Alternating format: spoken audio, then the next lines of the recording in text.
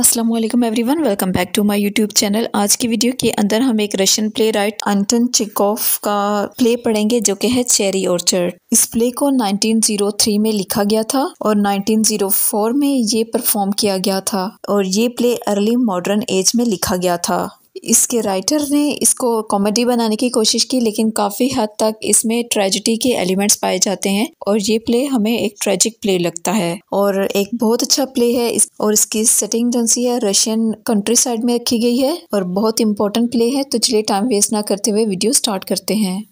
ये play 4 acts पे मुश्तमिल है और फर्स्ट एक्ट के स्टार्ट में हम देखते हैं कि मिसिस रेनवेस्के अपनी बेटी आनिया और अपने नौकर याशा और अपने दूसरे नौकर शार्लोट के साथ फ्रांस से रशिया वापस आ रही हैं। अब रशिया के अंदर मिसिस रेनवेस्के के घर में उनके फैमिली मेंबर्स, उनके दोस्त बेताबी से उनका इंतजार कर रहे थे, जिनमें मिसिस रेनवेस्के का भाई गैव, उनकी एक अडॉप्टेड बेटी वारिया और उनके एक पुराने नौकर का बेटा था जिसका नाम लोपाकिन था। अब लोपाकिन जो कि उनके पड़ोस में भी रहता है और मिसिस रेनवेस्के के मुलाजिम का बेटा भी था। इसे बहुत छोटी सी उम्र में मिसिस रेनवेस्के अपने घर में ले आई थी और इसकी टेक केयर की, लेकिन अब वो काफी बड़ा हो चुका था और मैच्योर और एक बिजनेस माइंड रखता था।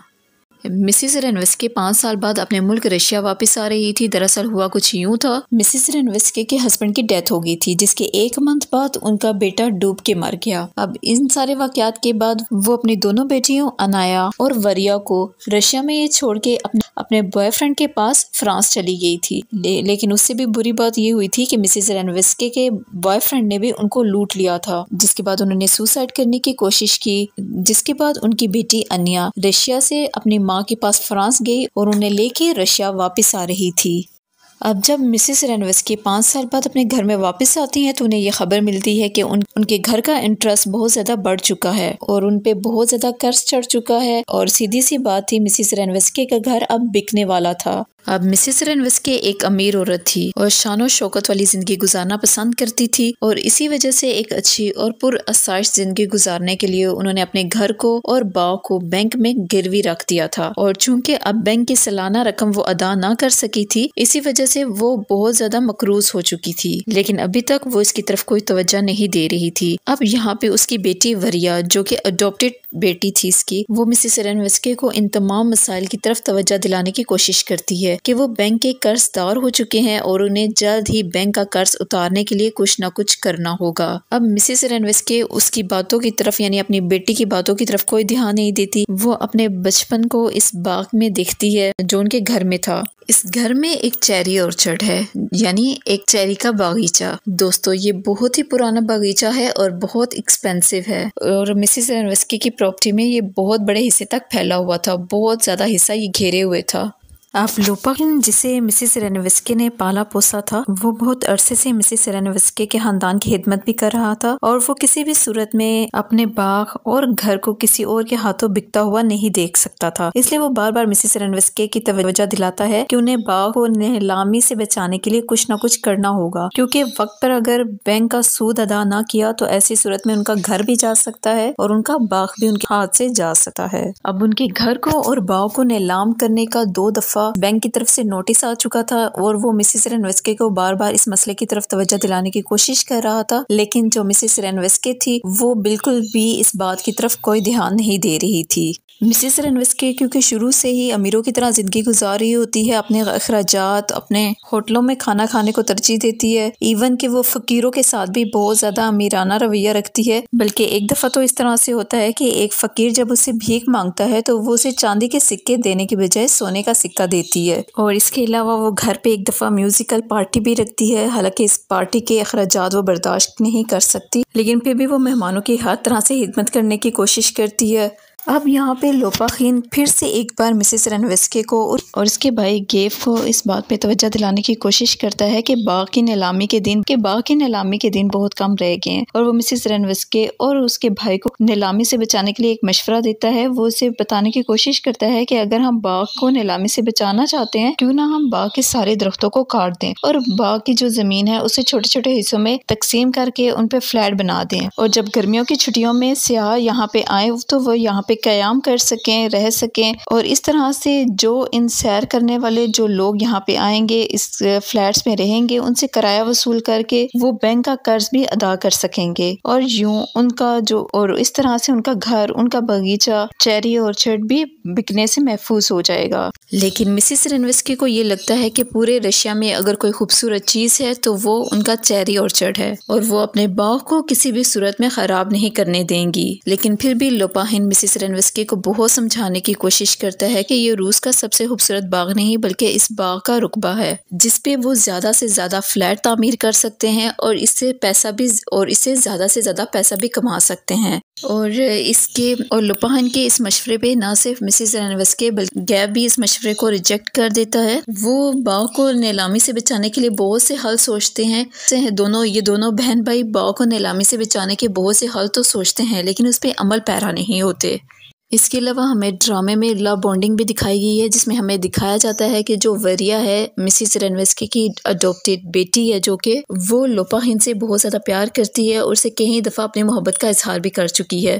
और जो मिसेस रेनवेस्की हैं वो जानती हैं कि वरिया चूँकि लोपाहिन से प्यार करती है तो वो इसीलिए कई दफ़ा ये सजेस्ट कर चुकी हैं लोपाहिन को कि उन दोनों को यानी लोपाहिन और वरिया को शादी कर लेनी चाहिए। लेकिन लोपाहिन इसके बारे में कोई भी पॉजिटिव आंसर नहीं करता और उसके नज़दीक शादी से ज़्यादा एक अहम काम है वो ताजिर बनना है, अमीर बनना है ताकि वो ज़्यादा से ज़्यादा पैसे कमा सके और एक बड़ा बिजनेसमैन बन सके, अपने ख्वाबों को पूरा कर सके। अब दूसरी तरफ हमें दिखाया जाता है कि मिसेस रेनवेस्की की जो बेटी एना है वो अपने जो भाई है, जो उसका भाई डूब के मरा था, उसका जो उस्ताद था, टीचर था ट्रोफिमोव, उससे मोहब्बत करती है। अब इस घर की जो तीसरी हमें लव बॉन्डिंग दिखाई जाती है वो दनीशा की है जो कि इस घर की मुलाजमा है और हर वक्त अमीर होने के सपने देखती है। ये मोहब्बत याशा जिसका नाम है उससे वो मोहब्बत करती है। यहाँ पे मैं आपको बताती चलूँ जो याशा है वो फिर्स का पोता है और फिर्स कौन सा है, जो फिर्स है वो मिसेस रेनवेस्की के घर का सबसे पुराना मुलाजिम है जो कि बूढ़ा हो चुका है, तकरीबन 83 साल उसकी उम्र हो चुकी है और उसने अपनी जो सारी जिंदगी है वो इसी घर की यानी मिसेस रेनवेस्की के घर की खिदमत करते हुए गुजार दी है।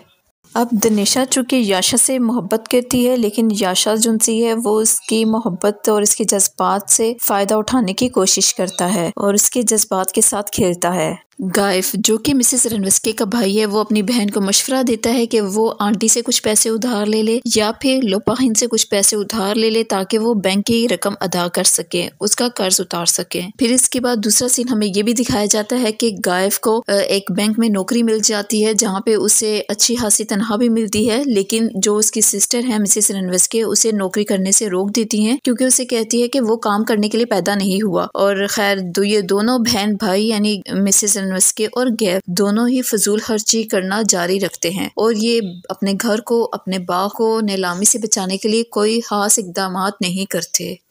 एनीवे हमें इस ड्रामे के अंदर मिसेस रेनवेस्की के एक पड़ोसी पिस्टिक को दिखाया जाता है जो कि पेशे के लिहाज से एक जिम्मेदार होता है और माली तौर पे देखा जाए तो इसकी हालत भी जो मिसेस रेनवेस्की के हालात जिस तरह के चल रहे होते हैं सेम उसी तरह उसके भी हालात चल रहे हैं और उस पर भी बहुत ज्यादा कर्ज था। लेकिन इसके बावजूद वो मिसेस रेनवेस्की के पास आता है और वो ये भी जानता है कि मिसेस रेनवेस्की के हालात भी उसी की तरह है, लेकिन उनसे कुछ कर्ज के लिए कुछ रकम मांगता है और मिसेस रेनवेस्की बेचारी अपने बुरे हालात के बावजूद भी उसे रकम उधार दे देती है। और इसके बाद हमें लोपाहिन का सीन दिखाया जाता है जो मिसेस रेनवेस्की के पास आता है और उसे बताता है कि शहर का जो अमीर तरीन आदमी है जिसका नाम ड्रैगनिव है वो इस बाग को खरीदने का सोच रहा है और वो खुद इस नीलामी में हिस्सा लेगा। यहाँ पे लोपाहिन एक बार फिर से मिसेस रेनवेस्की को दरख्तों को काट के फ्लैट बनाने का मशवरा देता है और ताकि इस तरह से वो बेघर होने से बच सकें, लेकिन है मिसेस रेनवेस्की तब भी उसकी बात पे कोई ध्यान नहीं देती। आखिरकार वो दिन करीब आ जाता है जो कि बाग की नीलामी का दिन होता है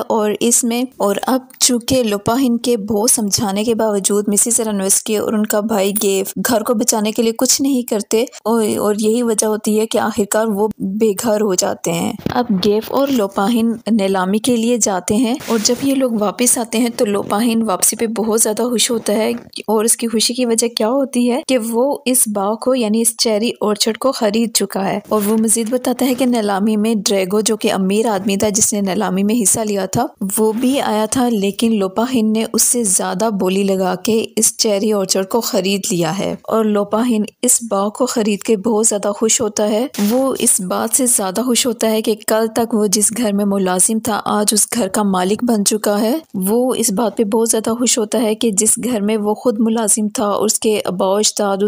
उसका बाप दादा जो उनसे मुलाजिम हुआ करते थे, आज वो खुद इस घर का मालिक बन चुका है। अब बाग के बिक जाने पे मिसेस रेनवेस्की को बहुत ज़्यादा दुख होता है, जिसपे उनकी बेटी एनिया उन्हें तसल्ली देती है और उसे कहती है कि हम किसी और जगह पे जाके ये इसी तरह का बाग उगा लेंगे। अब इस ड्रामे के एक्ट 4 में हम देखते हैं कि मिसेस रेनवेस्की और उसकी जो फैमिली है वो इस घर से निकलने के लिए अपना सामान पैक कर रही होती है। घर से रवानगी की इनकी तैयारी हो रही है, जबकि इनका जो सबसे बूढ़ा और पुराना मुलाजिम फिर्स है वो बीमार पड़ा हुआ है। और जब ये सब लोग इस घर को खाली करते हैं, इस बाग को खाली करते हैं, तो याशा गलती से जो फिर्स है उसको बाग में ही बंद करके ताला लगा देता है और इन सारी फैमिली को दरख्तों के कटने की आवाज़ सुनाई दे रही होती है। और उसके साथ ही ये प्ले यहीं पे ख़त्म हो जाता है।